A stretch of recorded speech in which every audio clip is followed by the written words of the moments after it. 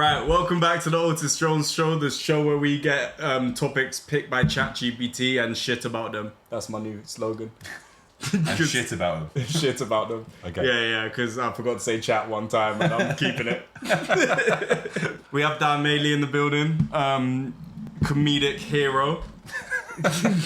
Wait, why the fuck am I just haven't done any of the lighting. It's even more like what you said now. Yeah, you can't see behind the camera, but there's a big black leather couch and a camera pointed at us. It feels like, like a video on the internet that I've seen before. Dan clearly hasn't seen a full episode before. Have you seen that? Like, what's it called? With No Jumper. What? They do, so No Jumper's like a podcast and then turned into like a podcast network. Okay. And they do like a porn podcast. Where like, I forgot his name, but I forgot his name, but the guy who runs it and his wife, who was an OnlyFans girl, like they just interview a porn star and then like halfway through just start banging. Yeah. What, are they still chatting while it's... No, so how is this for you? That's what they should do. Yeah. Like trying to plug nootropics while you're getting railed in the arse. But yeah, man, she would, because obviously she likes girls too, so they'll just both fuck these girls. Nice. How do they, is it like a natural transition, or are they just like, right, that concludes the talking part of the episode, get your clothes off? It's literally that. It's literally that. I've done my research. Because I quite like the idea of like a podcast that, like, I don't know, for it to feel a bit more natural, like, you know? Yeah. Like, because I feel like as a genre of porn, that's a pretty niche market. Just a podcast that just suddenly out of nowhere, they're like, wait, is there tension here? And then it just like escalates. And they just forget about the fact that they're even on camera, you know? Well, no, this one's literally like, they'll just have a conversation and talk about the girl's childhood. Never a fun time. And then it's never like, I had some educated parents who just like, just really taught self-worth and things. It's never that. And then literally it'll just be that, and then they'll just go, well, it's about that time. I think it should be the other way around. Like they should, because if you come to watch porn, you don't want to listen to a podcast first. But maybe I don't think anyone's ever listened to the first half of the episode. Well, they should do it like they finish having sex and then they like sit down with a cigarette in bed and just get the mics out and be like, you know, review or whatever, and then maybe delve into her childhood. I feel like it's weird to do it before. It feels weird to uncover all that trauma and then be like, okay. The whole thing is weird. Like, I'm not trying to defend its weirdness. The whole thing is fucking insane. Yeah. The funny thing is, they got these like tiny little mics like there when they're doing the podcast part. A Britney mic.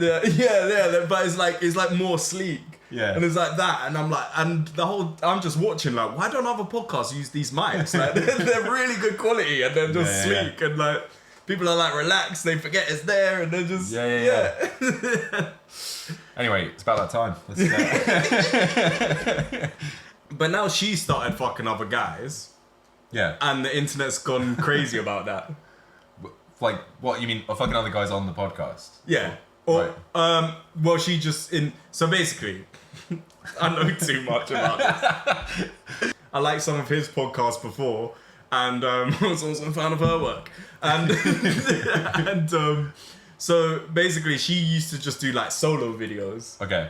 And then they met, got married, and like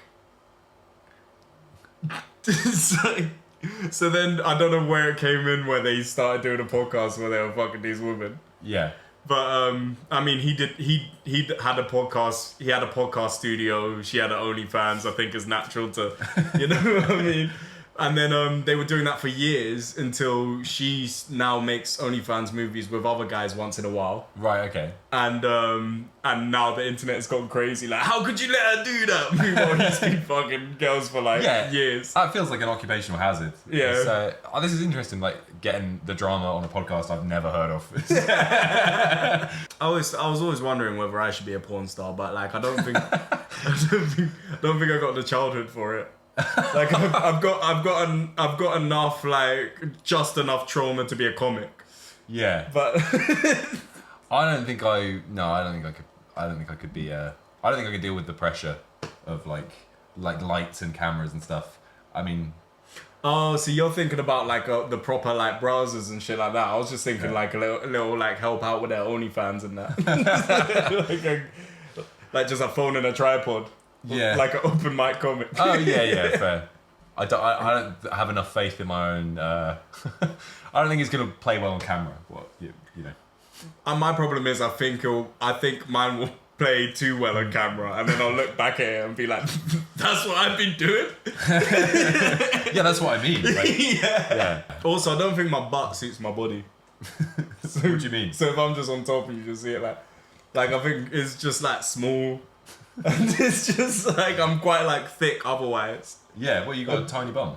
Oh, bruv, like there's nothing there. Fair. I've never checked it out, but I'll keep an eye out. So you just really uncomfortable sat down all the time? Are you like just like straight onto bone? I can't lie, yeah. Yeah, literally. Yeah, for those of you that don't know, Dan's actually the reason I started comedy. Should we tell him we work together or just fucking... Well, you already have. Yeah. well, we work together on our day jobs, and so we had like sports day with the company, and we went to a pub after, and I just got up to Dan because he's doing comedy at the time, and I'm just like, I mean, he's still doing comedy, but but I got up to Dan and I'm just like say all the drunk stuff you always say to comedians when you're like, I could never do what you do. Like, you're so brave. and then Dan was like, well, you can. You're funny. You can like. I run a night. How long will it take you to write 5 minutes? And I'm like, what the fuck is writing 5 minutes? And then he gave me like 3 months or whatever it was. I kept writing fives, trying it in the mirror, and then until I hated it, and then just kept writing more and more fives until eventually went up, and it was fun. And then ever since then I've been fucking balls deep in comedy, and Dan has made me do unthinkable things to him for showbiz opportunities. Nice. Well, yeah, good to have you in comedy and in my arse. I love how you're in the position of power and you're like, no, fuck me. Yeah. Yeah. You're like, I would like to be a bottom piece. Yeah. I missed the whole fucking COVID. Oh yeah. Yeah, I guess. I joined comedy when comedy was normal again. Yeah. Yeah. What was it? Didn't you say you had to like wear a mask on stage or something? I don't think I really did any gigs during that period. I did one outside gig, just in the park in Portsmouth, and I think I was doing a bit about Hitler, and this woman like walked past. It was like broad daylight. She like walked past with her pram, and they stopped to watch for a second, and then I started doing that bit, and they just like. It's like I mean, that wasn't really a night. We travelled down to Portsmouth to do it because it had like the promo looked really good, but it was literally just like some open mic comics in a park, just like saying some pretty ill thought out material. I think that's the only gig I did during that period. And there wasn't like anything stopping it. Like people could just walk past and be like, "Oh." It was just in the park. It was mental. It's just like people thought it was a rally. Yeah. That is what it looked like. No mic or anything. You're just like. There was no mic. No. It did. I was stood there with a can of Stella, just like yelling. Like, I saw some. Did you see anyone doing Zoom gigs? Yeah. We actually for work. Do you remember we had Russell Kane? Yeah. I didn't know if you were gonna say that, but we have Russell Kane, and I can't lie, man. He fucking for what it was. Yeah. It was hard to watch though as well. Like, because I mean, there's no one responding, and he's just like stood alone in his garage, just doing bits, and one of the guys from our work starts heckling in the chat. But no, I thought it was good, man. I was watching it and I was like, fucking come on, Russell. Yeah. And but like as I said, for what it was, the laughter break was just eye contact to the camera. It's really uncomfortable. It's like really, it's surreal. Like, and then he was like, and then the doctor said, "Fuck it, give me some coke." I mean, not that because I laughed, but just a silent garage. Yeah. Do you see in LA they did the drive-in ones as well? Oh, really? What, like... Yeah, they did a drive-in one, and when you laughed, you put your headlights on. What are you going to say, horns? That'd probably be better. But yeah, well, you wouldn't be able to distinguish if you were getting like booed off the stage, because that does sound like Get Off, doesn't it? If everybody starts honking their horns. Well, they're just like, fire your guns if you want me to get off. Just shoot me. Oh, fuck it. Have you ever fired a gun? Don't think so. Maybe once we went to like stay at like some country house and they had a gun. And I think potentially fired a gun then when I was like 13. But what about you? It's the fucking best. The first time was the first time I was I was at my cousin's stag do, went clay pigeon shooting. No, I take it back. Vietnam. You're in Vietnam. I've seen some things. But no, Vietnam went on the Viet Cong tour. Oh yeah, and we're on that side, and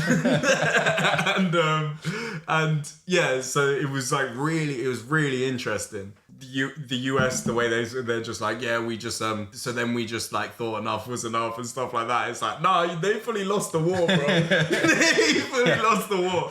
They weren't ready for that climate. Yeah. And the fucking Viet Congs were like, we're born in the dark. They just gave the US soldiers a shitload of heroin. And like, yeah, man, they just won the war. Yeah. But then, so we were just going around and they were just showing us all this intricate shit. And I was just like, yeah, there's no way any army in history would have beat you, man. There were holes like this, and they were like this big. Okay. And then they were just in the holes like. Yeah. It was mental, and they let me fire some AK-47s. Yeah. But that was pretty. That sucked because it was literally just like you pay like it was probably like around 40 quid for like a round, and the round just goes like that. Yeah. Like AK-47, just like you're just like. Yeah. Alright. What did you shoot? Did you shoot like a target or? Yeah, but there's so much recoil. Like it was it wasn't good. And then I was in America and I was just like, I'm just shooting shit now. Like every opportunity I've got to shoot some shit, I will shoot some shit now. Because we went clay pigeon shooting and it was the first time like when you get the clay pigeon right in the middle and it just like explodes in the air, you're like, whoa, I'm a Tory now. It's fucking class. And then I was about to say, for those of you that don't know, no one would know this. So Dan came in a bit hungover, a bit worse for wear. So he's now had a pot noodle and a Stella. Yeah, and breakfast of champions. I'm recovering. I'm on the road. Yeah, there we go. I remember at uni they did this deal. They would donate they would like donate a certain amount of water to Africa per like crate of Stella that you got. And me and my housemate just solved Africa. like we in our second year of uni, that was like the most I've ever drank ever, and it's not even close. Like we would play beer pong every day. Yeah. Like we had a basement with a pool table where you could put like the cover over the top, and it was everyday beer pong. Yeah. And yeah, just Africa's cool now. That is funny that you're like drinking something that is going to dehydrate you to like send water to Africa. It's like you're doing like a endurance challenge to like, yeah. That's what it's about, man. Like, you know what I mean? Some people run marathons. Some people get sick at beer pong. That actually saved me once, you know. What? Beer pong saved my life. Speaking of the same holiday. So, in Vegas, basically, this was back when you had to tell the bank where you were going in case you use your card abroad. Oh, okay. So you had to be like, yo, I'm going Vegas and LA. don't cancel my shit if if it happens. And then they were like, cool. So I bought out maybe enough money, but I had money in the bank just in case I needed to bring out more. So I ran out of money. I was like, cool, prepared for this. There was only like 3 days left of the holiday. And go to the bank. Also, I'm HSBC. I go to American HSBC because it felt right.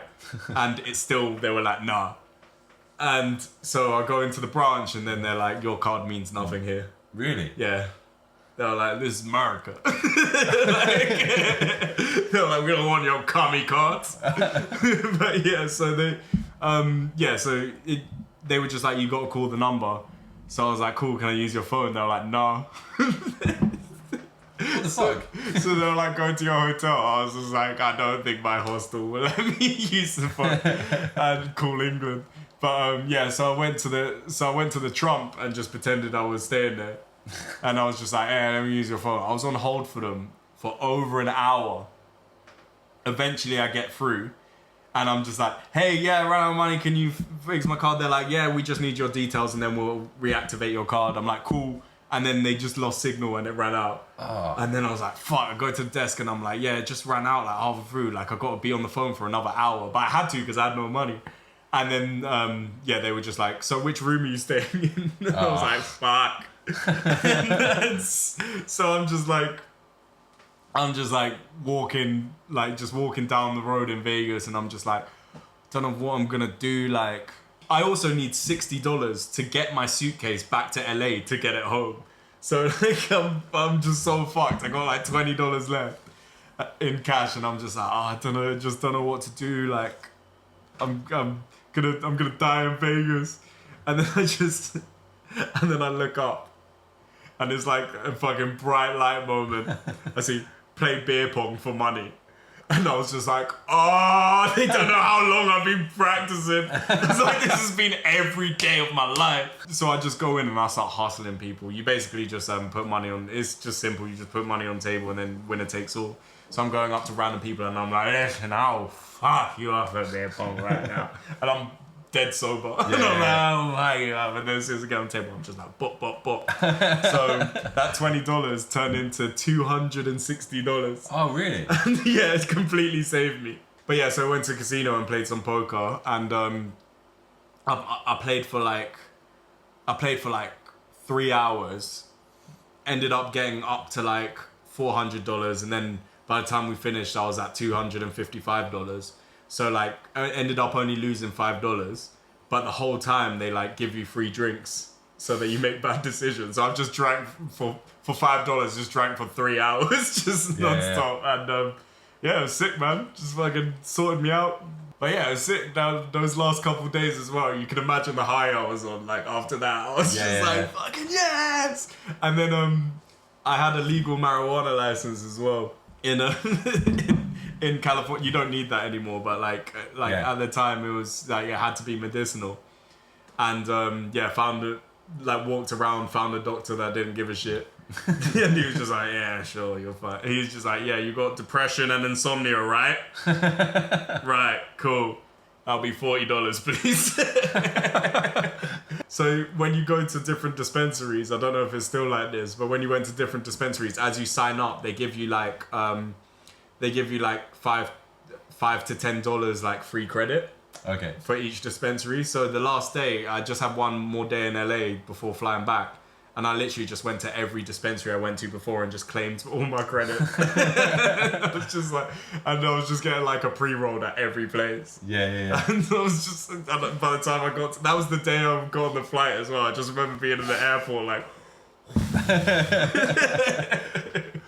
Obviously, I used to live in Jamaica as well. Yeah, you used to live in Jamaica, by the way. I mean, I'm too young to remember. I was too young to remember like a lot of it, but I know that one time, like we had a camper van there, and my mum was like, I think she had an argument with my nan, and she was like barreling round these like, there's like no fucking like barrier or anything, so you're on these like mountain roads, and she's just like swinging around like, yeah, and then I think she was like, I don't know if I should be telling this story actually, but she's like, they've had an argument. She's like shaking and like everybody's like really tense, and then she pulls into a restaurant and she's just like, I need to get a drink. I need to calm my nerves. But yeah, but that's not illegal in Jamaica. Yeah. I mean, not advised though. yeah. When you got kids in the car, I'm gonna go get drunk and continue this drive. Yeah. Is it really? It's not illegal to drink drive? Well, every time I'm there, you see like, I'm sure it's not, because you see people like people will just be like with a can like open in their car, like driving past police stations, like Yeah. Someone told me that like back in the day in Australia, they had drive-through bottle shops. So you could go and they would give it to you in a brown paper bag and like unlid it for you and hand it to you through the window. Which I don't know. I can't remember where I heard that, but that feels like it can't be true. Like it's not. I guess if you're in the outback, like fuck it. It doesn't like. What are you gonna? Well, hit? as in now you're allowed to. No. I guess like a decade or two ago, like. Still, that's still recent. Yeah. Yeah. But yeah, have you seen those videos of when they made drink driving illegal in the UK? No. The reactions. They're like interviewing people in London, and then they're just like, "Well, how am I meant to drive?" It's really scary if I'm not drunk. There was a video that Ellis Howard sent me. And it was like people in Birmingham, like way back in the day, getting interviewed. And, and they just interview people where they're like, how do you feel about immigrants? And they're like, yeah, fuck it. And they're like, oh, these fucking Pakistanis. It's not the word they used. But like, they're just like, oh, it's fucking like, and I'm just like, this is disgusting. I can't believe people used to think like this. And then all of a sudden they go, why can't they be more like the Jamaicans? And I'm like, hold on. But I'm like, this guy might have a point. He's like, the Jamaicans just get on with everyone. They integrate themselves. And I'm like, yeah, why can't these fucking men? No. That's interesting. Like that. Yeah, you'd expect somebody to just be blanket racist. Like, to be fair, it was just like one group of guys. Everyone else was blanket racist. Yeah. But well, there was a guy like that. We met a guy in Australia called, I think his name is Reese, and he was an interesting fella. But there was one time where he was like, he was saying some stuff, and one of the guys was like, you sounded kind of racist, man. He's like, oh yeah, it's because I'm a racist. I've seen that, yeah. No, this also happened to me. Like, yeah. I'm saying, yeah. Oh, I saw a video of a guy like that. Oh, really? Yeah. I mean, I guess they're way more upfront. Yeah. But the guy was like, he had nowhere to go because he was like, well, don't be, and he was like, well, I am. And then I was there with my brother, who's like mixed race. Yeah. He's sat next to me, and he was like, oh, not you, you're all right. He's like. Specifically, I had a problem with Aborigines, which is crazy. Like, to just be like the people whose like home your ancestors like displaced, be like, those guys suck. They're the problem. Yeah. You know what? Now I think about it, is you that's told me this story before. Oh, okay. Yeah. And then I'm like, because as you're explaining it, I'm like, this exact video. I did it. So because there were so many Coptic Christians in my school, they're just like the Arab Christians. Yeah, right. And like, there's so many in my school. I just thought they were everywhere. And then there's so many people I meet from everywhere else, and they're like, oh yeah, what? There's like Arab Christians. Yeah. And I'm just like, yeah, man. Did your parents send you to like a specific school by mistake? Just like... Well, we went to a Catholic school because they wanted us to learn the hard way. And yeah, so all the Coptic Christians would go to the Catholic school because it's like the closest thing to them. Okay. But yeah, man, shout out to all the Christians. Shout out to the Crizzos. Man. Why do Catholics have to sing? Like, why do they think God wants to hear that? You know what I mean? Like, it's not good. Like, you should try and make the best thing you're in God's house. Don't like be like all mopey. Like, sing him something that like good. You know. So true, man.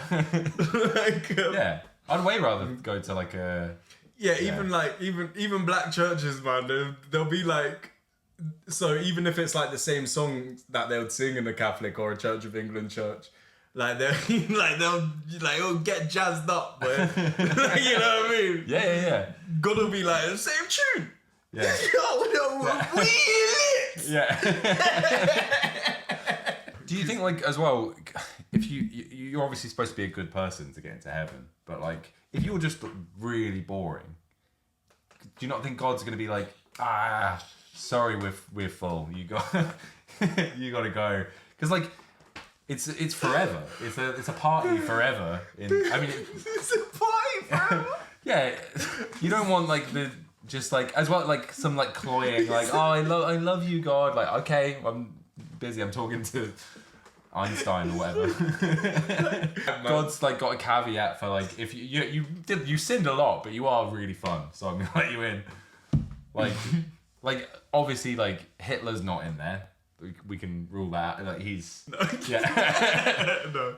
But like who's like a kind of a piece of shit, but like would be a fun hang. Oh well, like Elton John, I reckon he gets a pass for being gay. It's like, you're really fun. If I were God, I would let all the gays in, but I've heard he's not a fan. Tonight's gonna be sick though. I'm in such a good mood, man. Like, I get to go to Western, my favourite place in the world, and oh yeah, you love it then, don't you? I fucking love Western. Yeah. And I only went for the first time the other day for a gig. Are you doing front room? Yeah. Okay, yeah. That's fun. It's good. Have you done it before? Yeah. And but yeah, like I get to have fucking tequila with you, then just go to Western and just fucking have a sick set, and then obviously get some beers for the train journey back. Like, what the fuck is better than that? Like, I'm so happy. You love drinking alone on public transport. Is that your favourite thing to do? Oh, play a fucking Marvel movie and get fired up, bro. The other day you were asking like if you can get fucked up from drinking bleach, and I was like, I think you might have a problem. I was saying, like, I was just wondering how bad bleach is for you. Oh yeah, I think it's pretty bad. Yeah, but I was like, because I always thought like you have a shot of bleach, you're dead. Yeah, like that's what I thought it was. Well, yeah, like someone we know was saying that a kid that they know had like drank some bleach and then they took him to the hospital and then they were just fine. Which is that is the opposite of what I thought.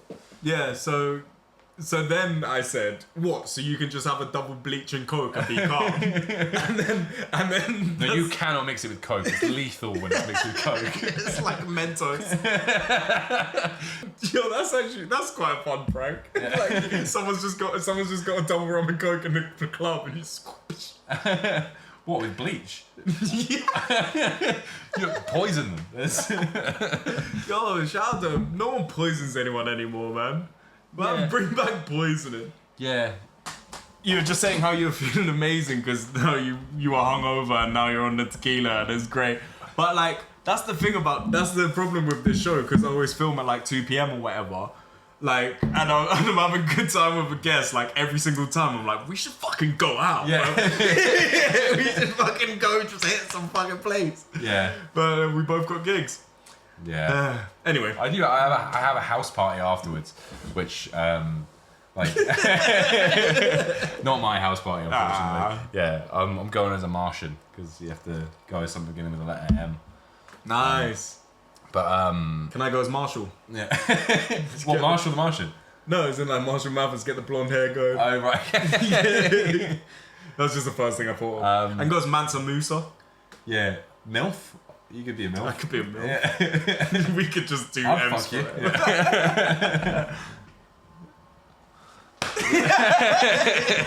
Yeah, we're talking about like language barriers and like cultural differences in terms of like conversations and that. And I'm not gonna say that word again, I promise. So when I was at uni, like I had Spanish housemates, and like when he first moved in, like he just learned a bit of English from school, but like couldn't speak like properly conversationally. and then just within like a few weeks he could like properly speak English. And it was funny because he would still like, there'd be certain phrases that got translated that just wouldn't translate right. Yeah. Like when the landlord fucked us over, he'll be like, "What the hell? That's a rape." Yeah, is he saying that they're raping you, or like this deserves a rape? It's like I didn't even think about the other way around. Yeah. He said, I think this is a rape, guys. I think we got the green light. He's like, guys, one answer to this.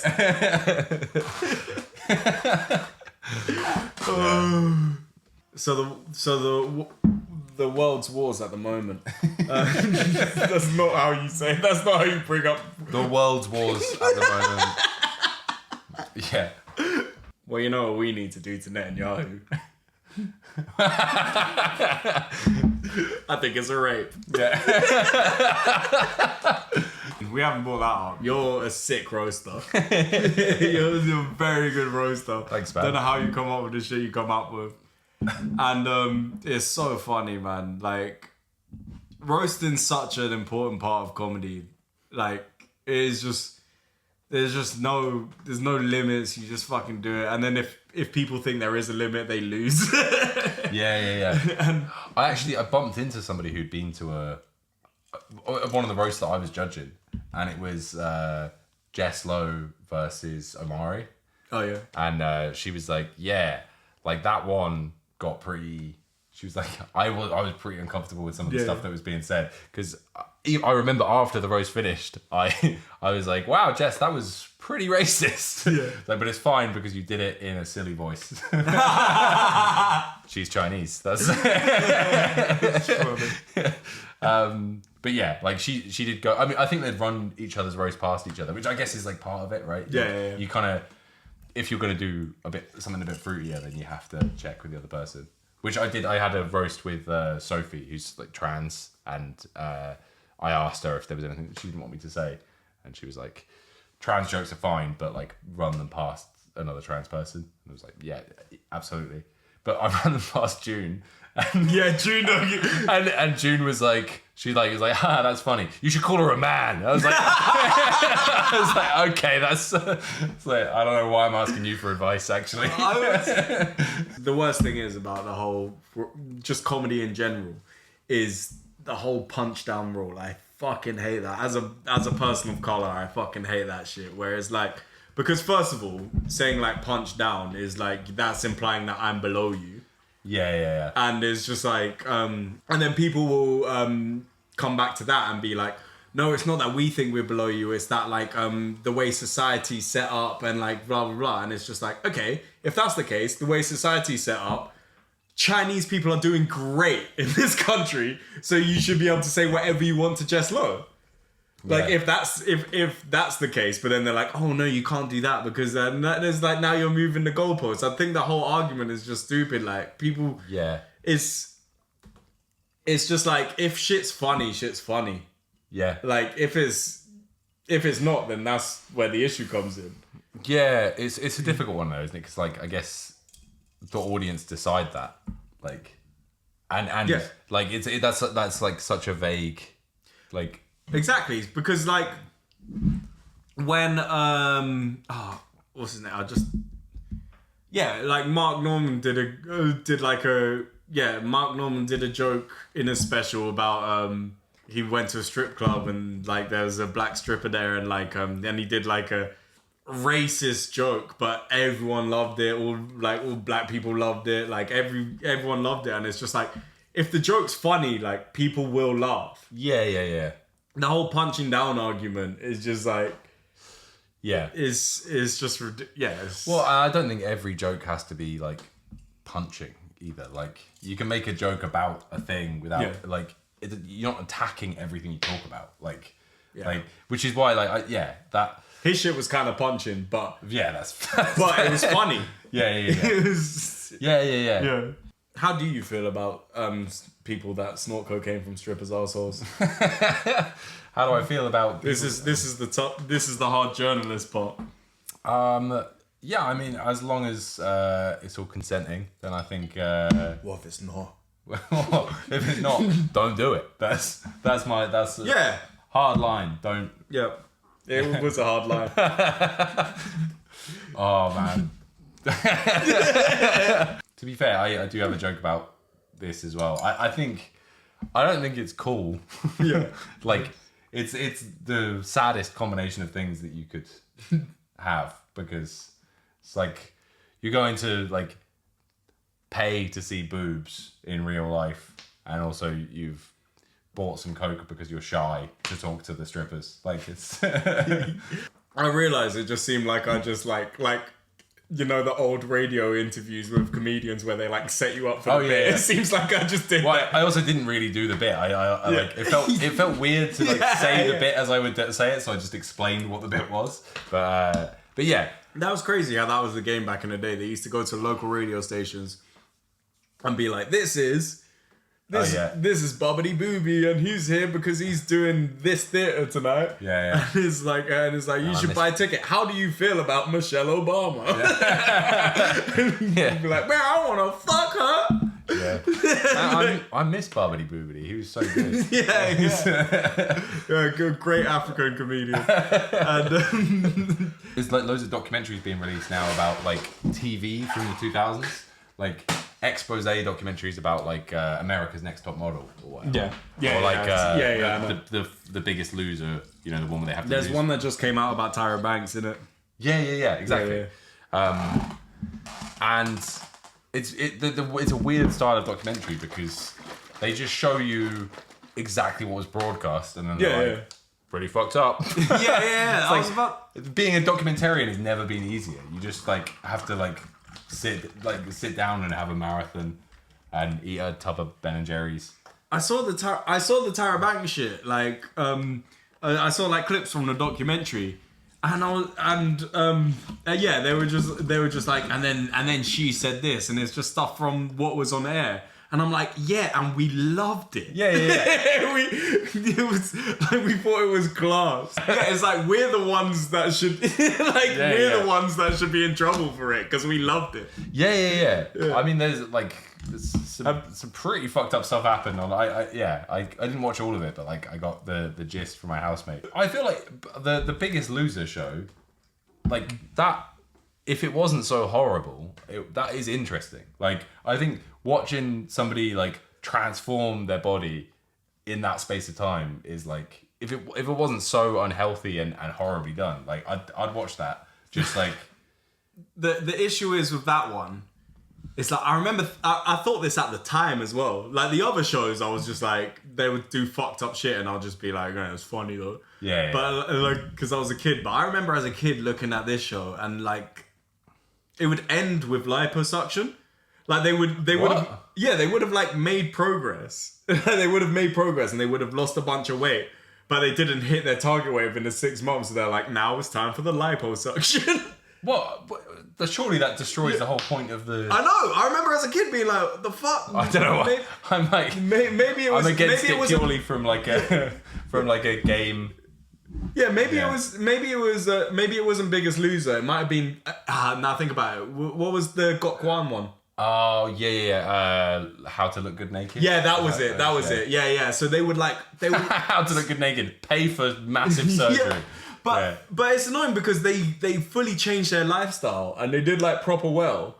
And then they would just give him liposuction anyway. And it's like, no, just give him longer time to lose the weight. Maybe it wasn't that show, because like I swear like it's like Mickey Flanagan or someone has a bit about that where they're like, I think it's Sean Locke. He's like, they show How to Look Good Naked. And they get them out at the end. And they don't. They don't. My boy just lost a bunch of weight and he's like... And bruv, he looks sick now. Like he's not sick, but yeah, like he loves. He's not got one of them diseases. but my boy lost a bunch of weight, and he looks too tough now. I want to like put pictures in the episode, but I don't know if he wants it out there. But yeah, he looks great now, and within like a year, he's just lost so much weight and looks sick. And just like no one gives him credit now because of Ozempic. Oh, what? Like, And like everyone just assumes he's on Ozempic. Oh, really? Yeah, yeah. And he's just like, yeah, I put in all this effort myself and like changed my diet, went to the gym every day, did all that. And then, but because of Ozempic, people are just like, yeah, we know what happened. How does Ozempic work? Does it make you not hungry? Or does it? Okay. Basically, yeah. I've never done it, but from what I've heard, it just makes you lose your appetite, makes your fart stink. Oh, right, okay. And his fart stunk in the first place, so it'd be hard to tell if he was on it or not. Big up you. You know you're doing. Bruv, he's so fat. He was so funny when he was fat. yeah. He was. Don't get me wrong. You're also funny when you're skinny, but he would be like fat funny. You'd just be watching a movie, and you just hear. And you'll be like, oh, obviously he's asleep. And then you look at him and he's like... It's just still fully awake. Like a pug. It's just... Yeah. He was just fat breathing. That's all he was doing. Wow. That's crazy. I didn't realise that like it affected your breathing that badly. Yes, when you get... I mean, I was fat when I was younger. No, he was huge, bro. Okay. He was huge, bro. Yeah. He was like, he was so fat his neck was covering his nose. Like the cover of the Disturbed album. Have you ever seen that? Yeah. Anyway, shout out to you for losing the weight, bro. And yo, not doing Ozempic, he just changed his life. He had he had a kid. He had his first child, so he was just like, I just need to. Like, maybe that was why he was fat. He was preggers. Have you seen that? Like all the tech bros are doing peptides. It's like this new like category of. I need to get on the peptides. I don't know, man. They're like not researched at all. Like they're. No, they've been Hollywooding it up for years, bro. Yeah, but like, there's like loads of. Yo, listen. If any of you man have a connect on the peptides, get the China dude on it. Apparently they are they in China? Yeah, there's loads of like you can get them really cheap for like as like research chemicals from China. Please, brother. Yeah. All right. Well. Sounds so defeated. Okay, I guess this is what we're gonna get. We've drunk enough tequila for one episode. And we do have to make it to our gigs. Fuck. So, yeah. And basically the whole bottle's done. I had a lot of that bottle as well up there. So, to sum up, mission completed. And, this has been the Otis Jones Show with Dan Madeley. You're from Bognor Regis, innit? Yeah. Shout out to all my Bognor Regis defensive midfielders. Big up yourselves. You're the real stars. Cheers. Cheers.